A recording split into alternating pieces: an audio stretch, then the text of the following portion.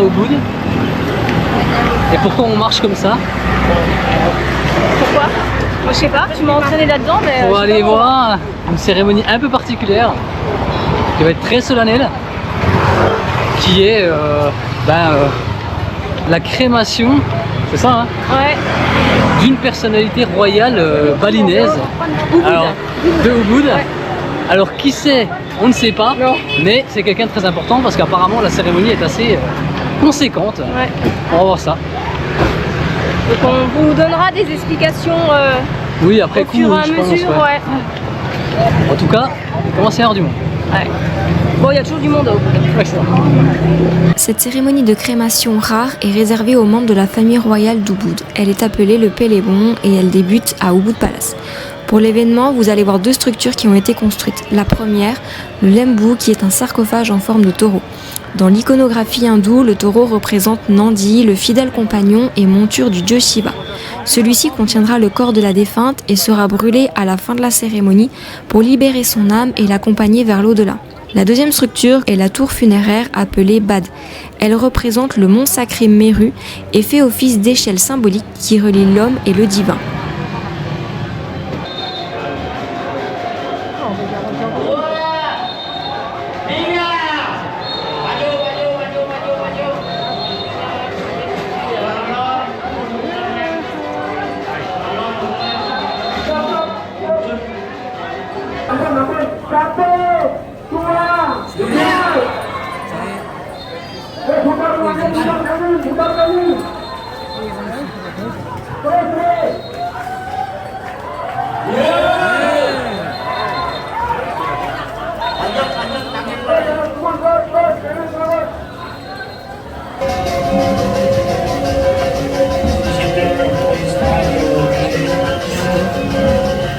C'est aux alentours de midi que le corps de la défunte sera placé dans la tour funéraire et prendra ainsi la direction du lieu où se déroulera la crémation.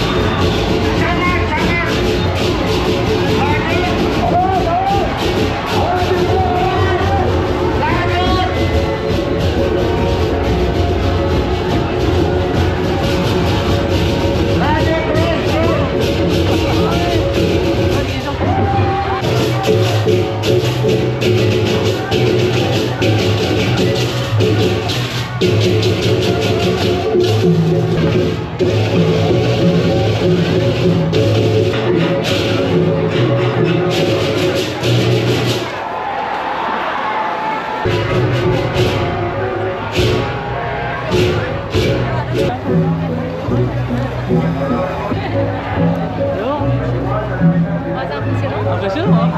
Vraiment de la chance, hein? 2 fois. Ouais.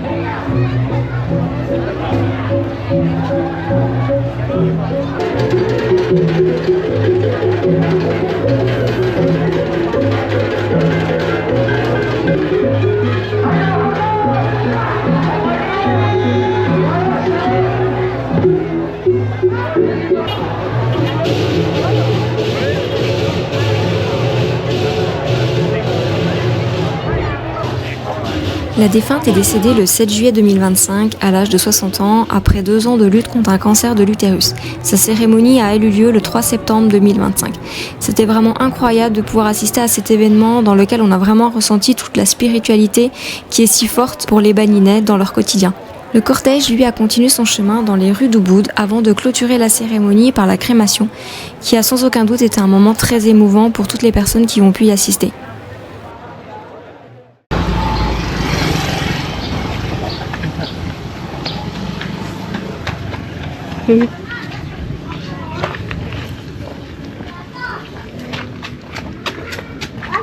Allô. Allô.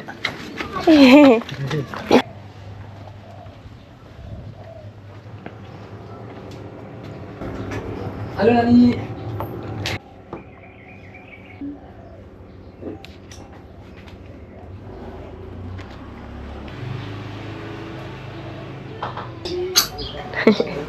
Toi, tu as pris quoi? Une omelette. Un burger. Burger à quoi?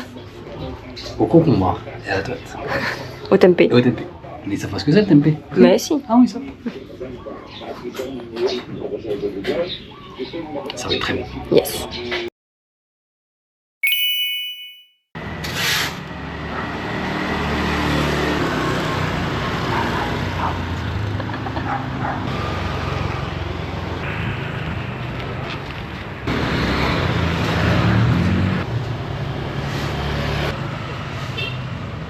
Il est 9h15 et pour cette dernière journée à Ubud, on va aller à Ubud Palace. Oui.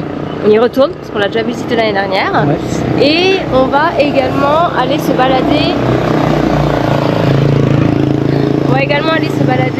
Au milieu de rizières. C'est une petite balade aussi sympa qui est pas très loin du centre de Ubud. Donc on va aller faire ça. Et puis ensuite on aimerait bien vous montrer quelques petits restaurants dans lesquels on va tout le temps quand Régulièrement. on vient ici. C'est ça. Alors pas tous les jours parce qu'il y en a plus que 2. Donc à un moment donné Oui. on mange pas 5 fois par jour mais on y va souvent. Donc comme ça on vous montre un petit peu comme à Lombok où est-ce qu'on mange quand on est ici. Et on se retrouve quand il y a moins de bruit.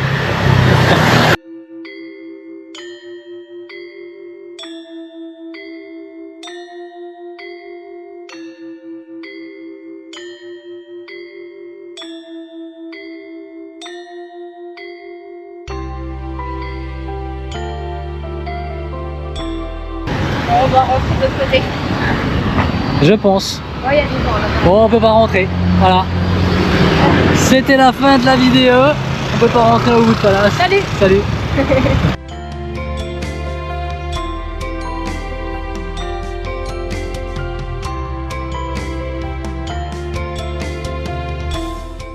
Bon, on peut rentrer en short hein, ici. Hein. Pas de problème. On peut rentrer en short, mais sur internet c'est pas forcément ce qui est indiqué. Ouais. Alors est-ce que c'est parce que l'entrée est tellement libre que du coup les gens s'autorisent à rentrer en short ou pas? On sait pas. Ouais, je pense que ça va être ça. Mais bon.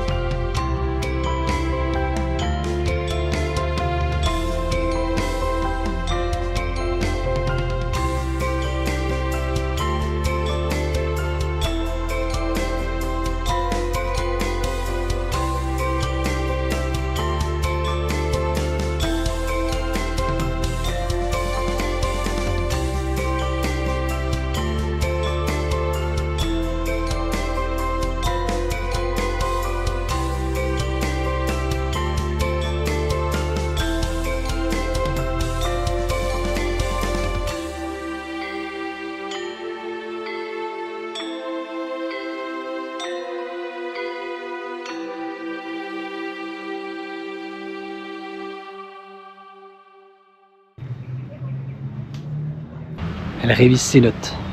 Mais t'as fini, oui. Je suis pas prête. Tu veux nous raconter quoi? Donc, ce qu'il faut savoir, c'est que la famille royale d'Ubud, d'Ubud, hein, pas de Bali, habite encore dans le temple. C'est leur lieu de résidence et c'est pour ça aussi que tout n'est pas accessible au public parce que bah, forcément on va pas aller chez eux. Hein. Oui, c'est vrai qu'on voit qu'il y a beaucoup de portes fermées, donc effectivement Voilà. il aurait dû de l'autre côté. Ouais, donc il y a toute une partie que vous avez vue à laquelle on peut accéder. C'est très joli. Là, c'est tout décoré parce que la cérémonie.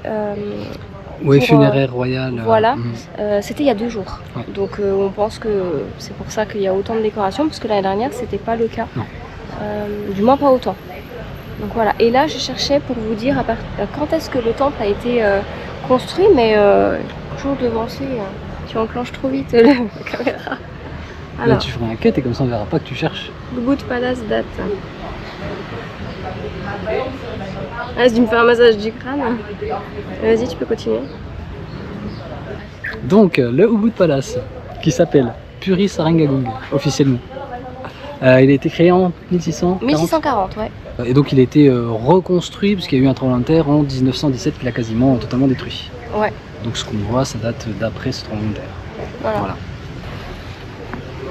On va bien là? Tu vois. Ouais. Ça va être ça la capture des...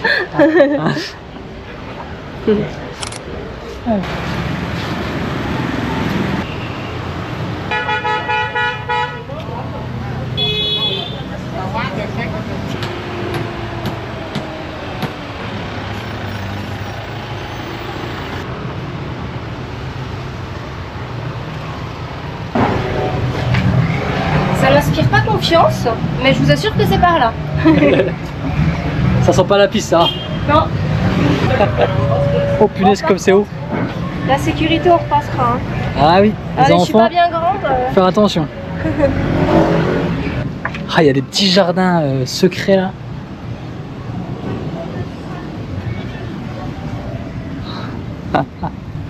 Le chemin accessible pour tous, hein, bien sûr. Évidemment. Faut lever les jambes. Mais où tu nous emmènes? Bord de belles rivières. Ah bon?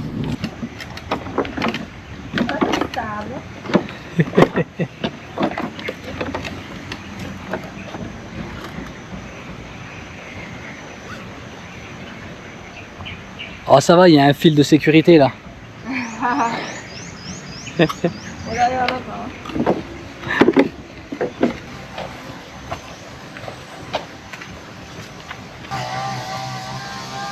Alors il y a marqué le roi de Bali. Je suis pas sûre que le roi habite ici. Ah mais c'est lui qui se désigne comme le roi, le vrai roi de Bali. Les grandes lianes. Ah oui, je crois qu'il y a Tarzan. Ouais.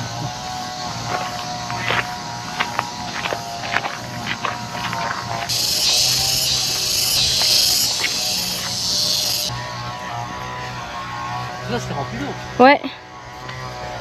Il y a plus d'eau. Ah oui. Il y avait des petits serpents. Ouais. L'année dernière on est venu là et en fait il y avait les, alors, je sais pas comment on les appelle, les hommes qui étaient en train de travailler dans les rizières et c'était gorgé d'eau. Et là c'est sec. Oui c'est sec.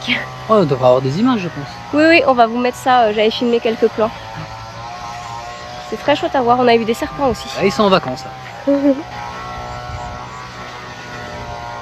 Précision, on était venu en fin octobre et là on est début septembre. On avait fait des photos ici l'année dernière.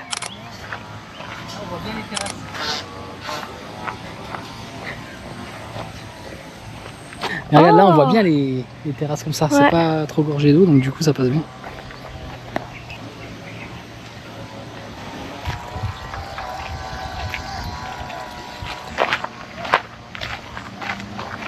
Oh regarde, il y a des gens qui ont fait des dons. On cherchait quoi faire de nos petits centimes. Ah bah voilà. Oh regarde, il y en a comme ils sont talentueux. Ouais. C'est un peu manga. Ouais. Trop fort. Australie.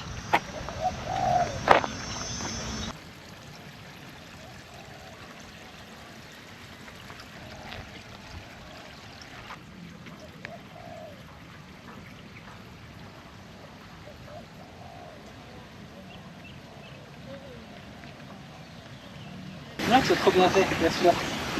Petit cochon. Oh ouais. Tong Tong plus Rourou égale infini. Alors on avait déjà vu toutes ces pierres l'année dernière, mais elles n'étaient pas aussi proches, pas aussi vite dans le chemin, elles étaient vraiment beaucoup plus au fond. Et il y avait l'air d'avoir un atelier de ce que je me souviens, c'est sûr. où tu pouvais les faire. Par contre on ne sait pas, hein, donc vous cherchez. On ne sait pas combien ça coûte. On va peut-être aller voir, oui. On n'avait pas vu l'année dernière. Je ne sais pas du tout le prix, mais en tout cas l'idée est vachement sympa d'écrire un petit mot sur les pierres et puis après ils les mettent plus tard sur le chemin. Ouais. Voilà, donc c'est une activité sympathique à faire ici à Ubud. Ça peut. Ouais.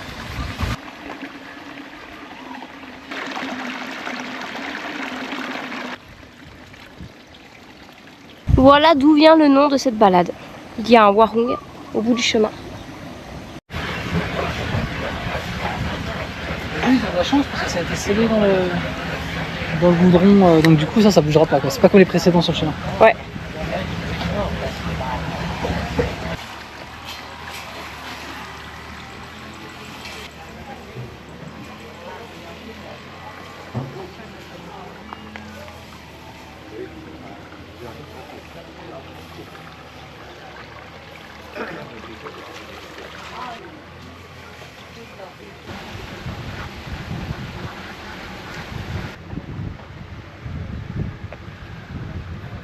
Donc, conclusion de Ubud. Qu'est-ce que tu en as pensé de Ubud? C'est trop bien. Ubud, c'est vraiment bien, c'est vraiment une ville qu'on aime. Oui. Bon, c'est déjà la deuxième fois qu'on vient. Ouais. Qu'est-ce qu'il y a de bien à Ubud? Les cérémonies. Les cérémonies, ouais. L'année dernière, on en avait vu une très grosse. La vidéo arrive prochainement. Ouais. Je sais pas si c'est la prochaine ou celle d'après, mais on va vous mettre toutes les images de l'année dernière.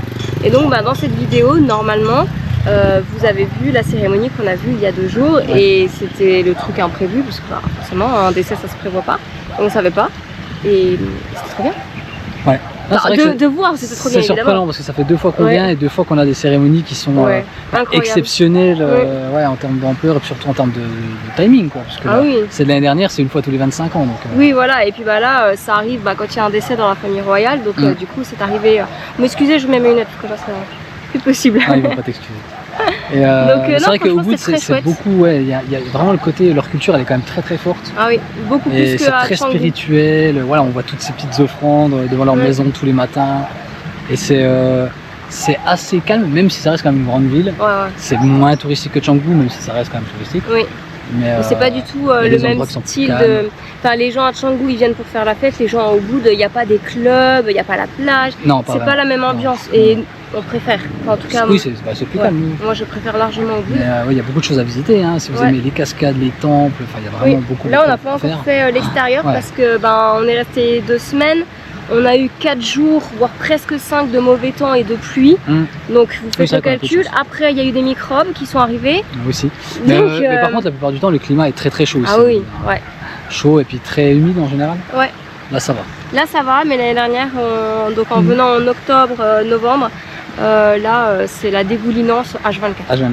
Mais il fait bon, donc si vous voulez du soleil, Ubud c'est quand même pas mal. Donc non, très content. Ça on recommande, Ubud. Ah oui. Moi je switch Canggu, par contre venez à Ubud, clairement. Après c'est mon ressenti, moi Canggu je suis pas fan, mais toi t'aimes un peu plus. Ouais, mais après il y a des... la circulation est assez dense aussi, si vous prenez un scooter ça il faudra faire attention. Oui. Et puis sinon en termes de logement, les logements sont moins chers à Ubud, en tout cas nous ce qu'on prend dans notre gamme de tarifs. Pour des hébergements plus ou moins équivalents, ils seront moins chers à Ubud qu'à Canggu. On n'a pas fait d'autres villes pour l'instant donc on ne peut pas trop vous dire.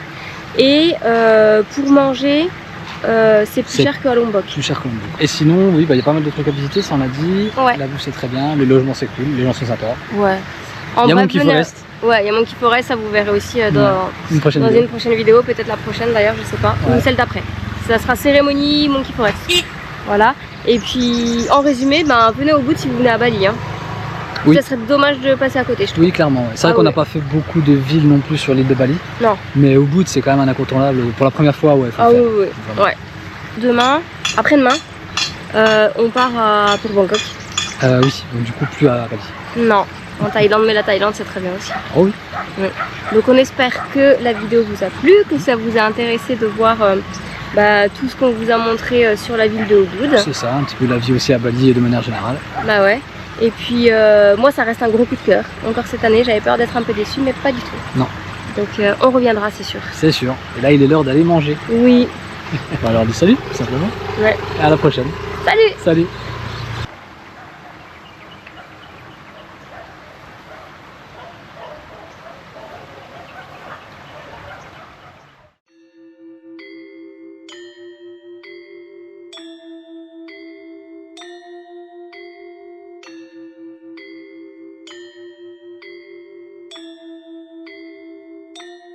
Alors moi je mange local ce soir.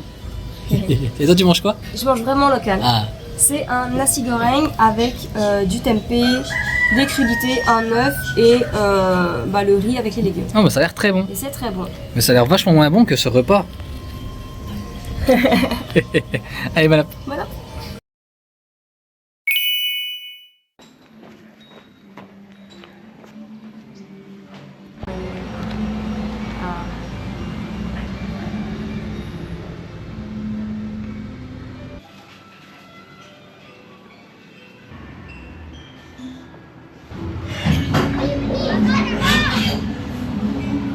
Moi aussi je mange local. Allez, voilà. Voilà.